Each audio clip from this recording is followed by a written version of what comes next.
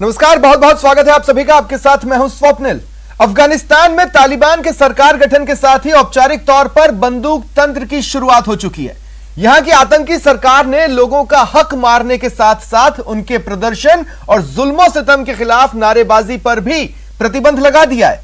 आज हम अपने इस खास शो में आपको यह बताने और दिखाने वाले हैं कि आतंकी सरकार ने किस तरह से जुल्मों सितम की शुरुआत कर दी है। साथ ही यह भी दिखाएंगे कि कैसे इस जुल्मी सरकार के खिलाफ जगह जगह बगावत का झंडा बुलंद किया जा रहा है।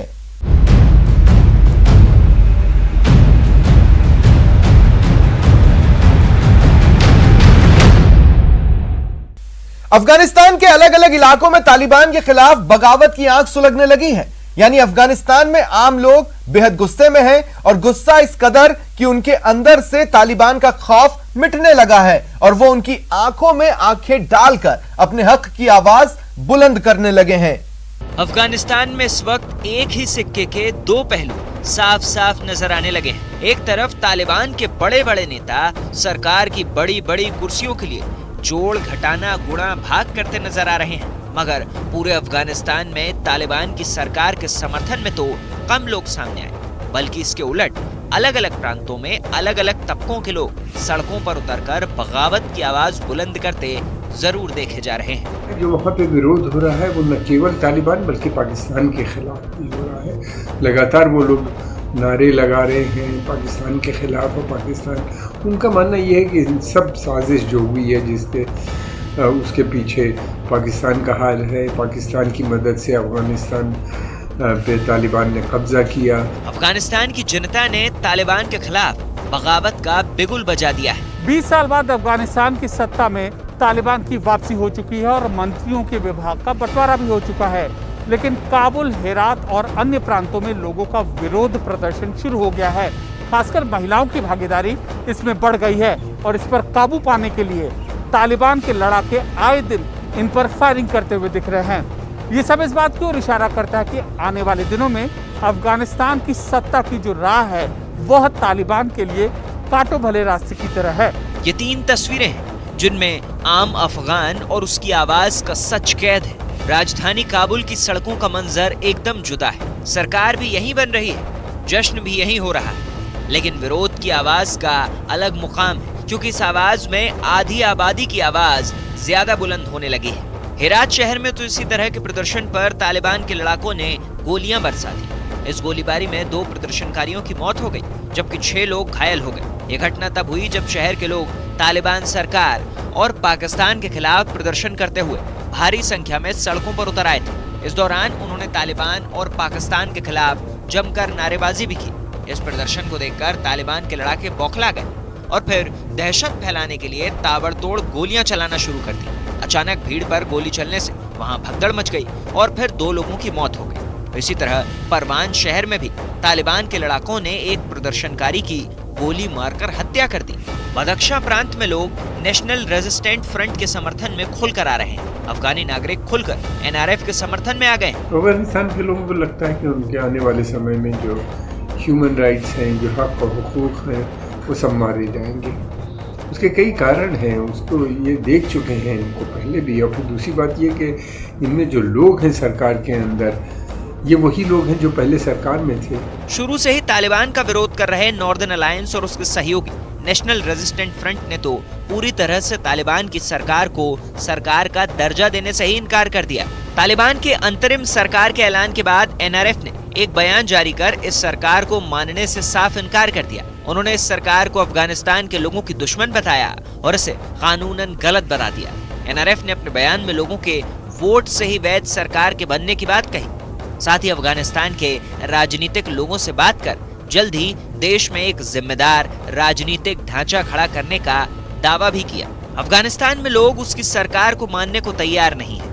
तालिबान के खिलाफ अफगानिस्तान के लोग बेहद गुस्से में हैं और ये गुस्सा सड़क पर सैलाब की शक्ल में नजर आने लगा है। काबुल में महिलाएं भी सरकार में अपनी भागीदारी की लगातार मांग कर रही हैं। उस मांग को मनवाने के लिए महिलाओं ने राष्ट्रपति भवन की ओर मार्च निकाला, लेकिन तालिबान ने इस विरोध को कुचलने के लिए प्रदर्शनकारियों पर आंसू गैस के गोले छोड़े और हिंसा की, जबकि हेरात में भी महिलाएं अपनी मांगों को लेकर आवाज बुलंद करती रहीं। पिछले 5 दिनों से अफगानिस्तान की महिलाओं की आवाज पूरी दुनिया सुन रही है। आलम यह है कि अपने खिलाफ उठती आवाजों को देखकर तालिबान के लड़ाके बौखला गए और शायद ये उसी बौखलाहट का नतीजा है कि तालिबान ने अपने सबसे कारगर हथियार का इस्तेमाल किया और दहशत फैलाने के लिए ताबड़तोड़ गोलियां चलाना शुरू कर दी। उनको लगता है कि ये बिल्कुल इनमें बदलाव नहीं आ सकता। इन्हीं ने कहा है कि औरतों को हक देंगे, फिर उन्होंने साथ में ये भी कहा कि शरिया लॉ के तहत, और इनकी जो शरिया है उसमें औरतों के पास कोई हक है नहीं देखा जाए तो। और उनको डर इस बात का है कि अफगानिस्तान दोबारा से जैसा इन्हीं ने 1996 में से लेकर 2001 तक में चला था उस तरह की हुकूमत बन जाएगी। अफगानिस्तान के अलग अलग शहरों में विरोध की लहर चल उठी है। इस लहर की अगुवाई वो महिलाएं कर रही हैं जिन्हें पर्दे में रहने का हुक्म सुनाया गया है। आम अफगानी पाकिस्तान के दखल से खासे नाराज हैं। ये बात एकदम साफ हो गई है कि तालिबान रंगे सियार से कम नहीं है, क्योंकि काबुल से तालिबान के जुल्मो सितम की तस्वीरें लगातार आ रही है। उसने जता दिया है कि अफगानिस्तान में तालिबान की हुकूमत में महिलाओं का हाल क्या है। तालिबान का असली चेहरा और उसका पूरा सच यहाँ इस वक्त इन तस्वीरों में साफ साफ नजर आ रहा है। तालिबान के इन्हीं खूंखार चेहरों की दहशत ने अक्सर घरों में कैद रहने वाली अफगानिस्तान की महिलाओं को सड़क पर लाकर खड़ा कर दिया है, जो बंदूकों के सामने भी तनकर अपने हक की आवाज उठा रही है। इससे पहले महिलाओं को लेकर तालिबान के कुछ और सच को बेनकाब किए जाएं, उससे पहले काबुल से जिस एक वीडियो ने सामने आकर दुनिया भर में तालिबान की सच्चाई उजागर कर दी, उसे देख लेना जरूरी है। ये वीडियो तालिबान की करनी और कथनी में फर्क दिखाता है। अफगानिस्तान की राजधानी काबुल शहर से आए इस वीडियो ने उस सच्चाई को उजागर किया है जिस पर अभी तक तालिबान हर मुमकिन तरीके से पर्दा डालकर दुनिया को अंधेरे में रखने की फिराक में थे। वीडियो में साफ तौर पर देखा जा सकता है कि तालिबान लड़ाका एक महिला पर डंडे बरसा रहा है। तालिबान ने अफगानिस्तान पर कब्जे के बाद महिलाओं को आजादी देने और उनका सम्मान करने की बात कही थी, लेकिन ये वीडियो उनके इस दावे की पोल खोल रहा है। असल में काबुल में अपने हक और हुकूक की लड़ाई के लिए सड़कों पर प्रदर्शन करने उतरी महिलाओं में एक लड़की को तालिबान के लड़ाकों ने घेर लिया और उस पर अपने जुल्म की इंतहा करनी शुरू कर दी। दरअसल एक वीडियो के जरिए तालिबान का जो सच उजागर हुआ है वो तो सिक्के का एक पहलू भर है। तालिबान के अफगानिस्तान में सत्ता पर काबिज होने के बाद सबसे ज्यादा दहशत में वहाँ की महिलाएं हैं। महिलाओं को ये मालूम है कि अब तालिबान के शासन में उन्हें कैसे कैसे जुल्म और सितम का सामना करना होगा। तालिबान ने अफगानिस्तान के अलग अलग प्रांतों पर कब्जा करने के साथ ही अपना असली रंग दिखाना शुरू कर दिया था। जुलाई में बख्त खशां और तखर प्रांत में उसने एक फरमान जारी किया था जिससे इलाके में दहशत फैल गई।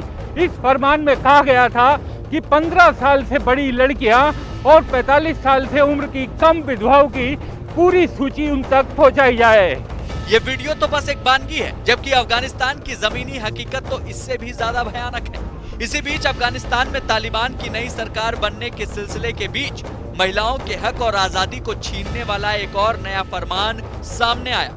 मीडिया रिपोर्ट के हवाले से खबर है कि तालिबान राज में महिलाओं को खेलने की इजाजत नहीं होगी। तालिबान के कल्चरल कमीशन के अब्दुल्ला वासिफ के एक इंटरव्यू के हवाले से बताया जा रहा है कि क्रिकेट खेलते वक्त महिलाओं के शरीर का हिस्सा दिखता है, इसलिए ऐसे में उन्हें क्रिकेट खेलने की इजाजत नहीं दी जा सकती। काबुल में कब्जा करने के बाद तालिबान लगातार दावा करते रहे हैं कि वो महिलाओं के उनके तमाम अधिकार देंगे, मगर अब जो फरमान सामने आ रहे हैं उसमें कथनी और करनी का फर्क साफ नजर आने लगा। कुछ रोज पहले ही तालिबान ने यूनिवर्सिटी में लड़कियों के लिए पर्दे में पढ़ाई का फरमान जारी किया था और अब महिलाओं को खेल से दूर कर उन्हें घर में कैद करने की कोशिश की जा रही है। तालिबान के इन्हीं फरमानों का विरोध करने के लिए इस वक्त अफगानिस्तान के ज्यादातर हिस्सों में महिलाओं ने नई हुकूमत के खिलाफ मोर्चा खोल रखा है। तालिबान के विरोध के बीच एक खबर ऐसी सामने आ गई जिसने तालिबान के सच के साथ साथ पर्दे में छिपने की फिराक में लगे पाकिस्तान की पोल खोल कर रख दी। फॉक्स न्यूज के हवाले से खबर है कि पंजशीर में तालिबान की मदद के लिए पाकिस्तान की सेना ने 27 जंगी हेलीकॉप्टर भेजे थे। पाकिस्तान की इसी मदद की बदौलत ही तालिबान ने पंजशीर पर कब्जा करने का दावा भी किया। हालांकि पाकिस्तान पंजशीर में तालिबान की मदद के लिए सेना भेजने की बात से साफ इनकार कर चुका है। तालिबान की हुकूमत के खिलाफ आम अफगानी सड़क पर है और अपनी मिटती हुई आजादी को बचाने के लिए महिलाओं की चीख फिजा में फैल चुकी है और अपने खिलाफ उठती आवाज को देखकर तालिबान के लड़ाके बंदूक तानकर दहशत फैलाने के लिए खड़े हैं। काबुल पर कब्जे के 21 दिन बाद जब तालिबान ने अफगानिस्तान के अंतरिम सरकार का ऐलान किया तो इसमें शामिल आतंकियों के नाम सुनकर किसी को हैरानी नहीं हुई। नई सरकार में 33 मंत्रियों को शामिल किया गया है, जिसमें न केवल सरकार का सबसे बड़ा चेहरा आतंकी है, बल्कि इस सरकार में शामिल कई और भी आतंकी हैं जिन पर करोड़ों का इनाम है। तालिबान के प्रवक्ता ने जैसे जैसे अफगानिस्तान की नई सरकार के एक एक चेहरे का नाम बताना शुरू किया, न्यूज़ 18 की खबर पर मुहर लगती चली गई और इस दावे पर भी कि अफगानिस्तान अब आतंकिस्तान में बदल चुका है। अफगानिस्तान की कमान कट्टरपंथी आतंकियों के हाथों में आ चुकी है। वैसे तो आपको यकीन होगा ही, फिर भी तालिबान सरकार के चेहरों पर गौर करना जरूरी है। इसकी शुरुआत सबसे बड़े चेहरे से करें तो ये है मुल्ला मोहम्मद हसन अखंद।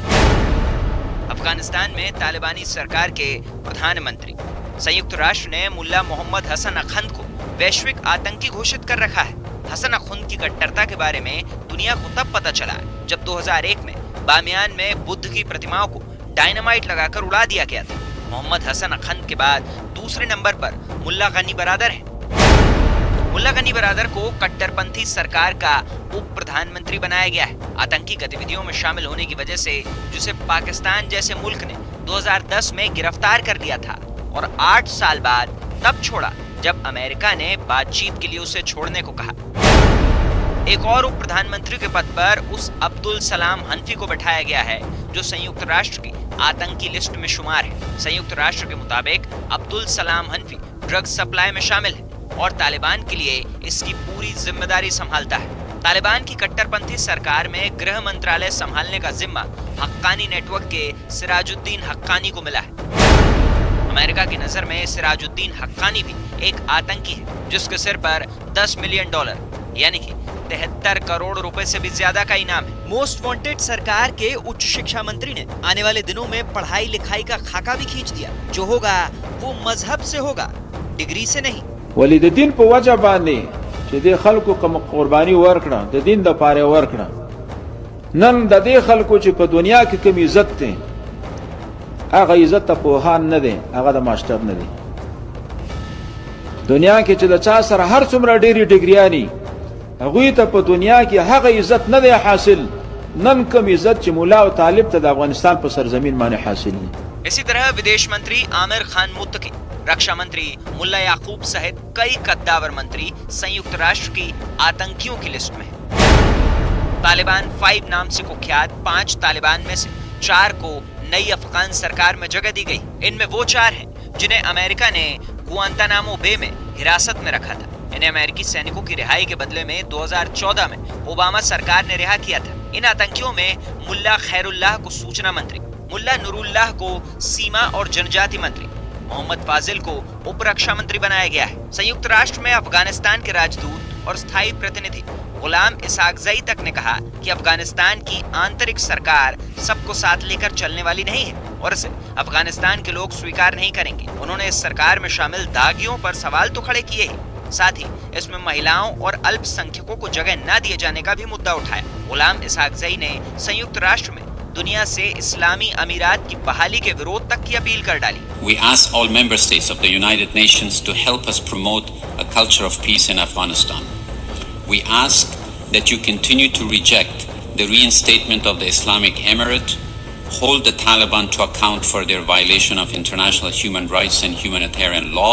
जब 33 मंत्रियों वाली सरकार में से 17 को अमेरिका और संयुक्त राष्ट्र ने आतंकी घोषित किया है तो ऐसे में इस तरीके की सरकार पर सवाल तो खड़े होंगे ही। सवाल यहीं खत्म नहीं होते, सवाल तो ये भी है कि जो अब तक आतंकी थे आज वो किसी सरकार का चेहरा बन रहे हैं तो ऐसे में क्या दुनिया के तमाम देश उनको मान्यता देंगे? इस सवाल को खारिज नहीं किया जा सकता। प्रधानमंत्री, 2 उप प्रधानमंत्री, विदेश मंत्री, रक्षा मंत्री और अन्य ऐसे पद हैं जिनमें कि आतंकियों को बिठाकर क्या दुनिया को चिढ़ाने का काम नहीं किया जा रहा? तालिबान की अंतरिम कार्यवाहक सरकार भले ही 6 महीने के लिए बनी है, लेकिन इससे उसके इरादे साफ हो गए हैं। तालिबान के सबसे बड़े धार्मिक नेता हिबतुल्ला अखुंज़ादा ने अपने संदेश के जरिए रही सही कसर भी पूरी कर दी। अखुंज़ादा ने साफ कर दिया कि अफगानिस्तान इस्लामिक और शरिया कानून से ही चलेगा। लेकिन सवाल उठता है कि अफगानिस्तान चलेगा तो चलेगा कैसे। प्रतिबंधित आतंकियों के प्रमुख पदों पर रहते हुए कोई भी देश तालिबान सरकार को मान्यता कैसे दे सकता है।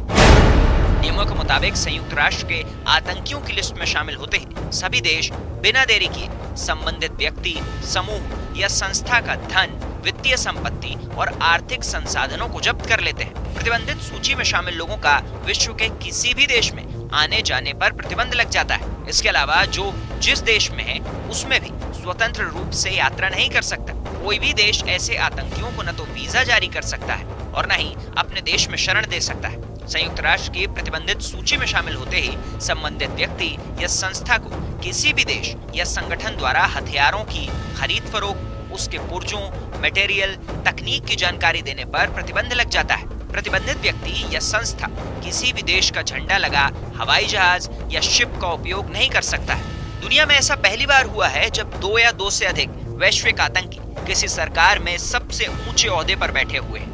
ऐसे में बड़ा सवाल ये उठ रहा है कि जिन जिन देशों ने इन आतंकियों पर प्रतिबंध लगाए हुए हैं वो आखिरकार तालिबान सरकार को मान्यता कैसे देंगे।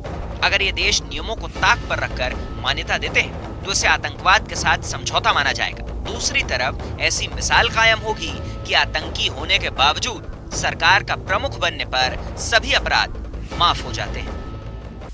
अफगानिस्तान की कार्यवाहक तालिबान सरकार को एनआरएफ ने खारिज कर दिया है। एनआरएफ ने एक बयान जारी कर तालिबानी सरकार को अवैध और अफगानिस्तान के लोगों का दुश्मन करार दिया और दुनिया से इस सरकार को मान्यता नहीं देने की अपील की है।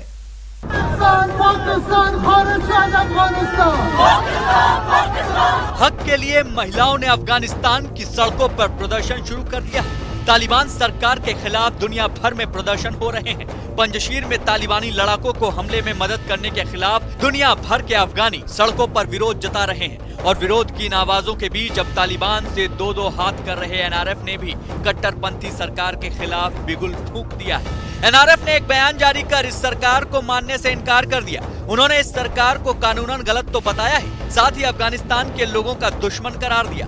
एनआरएफ ने अपने बयान में लोगों के वोट से ही वैध सरकार बनाने की बात कही। साथ ही अफगानिस्तान के राजनीतिक लोगों से बात कर जल्द ही देश में एक जिम्मेदार राजनीतिक ढांचा खड़ा करने का भी दावा किया। एनआरएफ की तरफ से जारी बयान में कहा गया है, हमारे स्वतंत्र और स्वतंत्रता प्रेमी लोग हर तरह के अधिनायकवाद, उग्रवाद और उनसे पैदा हुए शासनों का विरोध करते हैं। देश तालिबान से आजाद होने तक विरोध करना जारी रखेगा। काबुल में उनका नाजायज शासन अफगानिस्तान क्षेत्र और दुनिया की स्थिरता और सुरक्षा के लिए खतरा है। एनआरएफ का मानना है कि एक लोकतांत्रिक, कानूनी और वैध सरकार की स्थापना केवल लोगों की इच्छा और वोट के माध्यम से की जा सकती है। एक आम चुनाव जो अंतर्राष्ट्रीय समुदाय को मान्य हो। हम वैश्विक समुदाय से नए शासन को मान्यता देने से परहेज करने की अपील करते हैं। इसके अलावा आतंकवाद से छुटकारा पाने के लिए अफगानों के संघर्ष का समर्थन करने की भी अपील करते हैं। شرایطی را